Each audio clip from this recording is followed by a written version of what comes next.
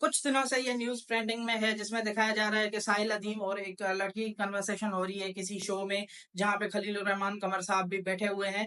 तो इन दोनों की कन्वर्सेशन हो रही है और जो लड़की है वो साहिल अदीम से डिमांड कर रही है कि आप जो है वो माफ़ी माँगे अपनी पुरानी स्टेटमेंट के लिए, जब उन्होंने कहा था कि पाकिस्तान की जो 95% औरतें हैं वो जाहिल हैं। जो कि लड़की की बात सही भी है कि साहिल अदीम को अपोलोजाइज़ करना चाहिए। ऐसे हम मानते हैं कि पाकिस्तान में लिटरेसी रेट कम है और औरतों का तो और भी ज़्यादा कम है, लेकिन ऐसा भी नहीं है कि 95% जो औरतें हैं वो जाहिल हैं।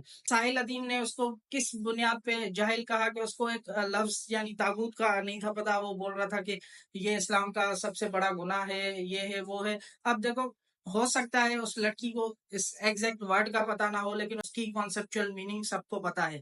अब तागूत क्या है? तागूत इन अदर वर्ड्स शिर्क का दूसरा नाम है या साइनोनिम है उसका।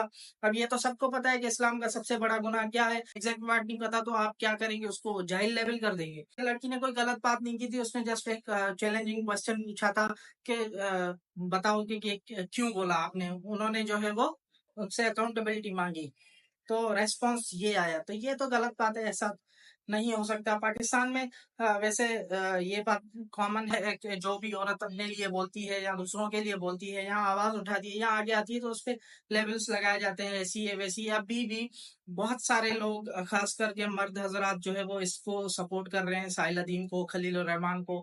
साहिल अदीम खुद एक कंट्रोवर्शियल पर्सनैलिटी है। अब वो कभी फिलोसोफर होता है, कभी वो पब्लिक स्पीकर होता है, कभी वो इस्लामिक स्कॉलर होता है, पता नहीं क्या-क्या है। तो कमेंट्स ऐसे आना, ऐसे सपोर्ट आना इन लोगों को, तो ये एक जो है वो अलार्मिंग सिचुएशन है। हमें जो है ऐसा नहीं करना चाहिए, ब्लाइंड फॉलोअर्स नहीं बनना चाहिए कि बस एक मर्द है तो कुछ भी बोल देगा औरत को।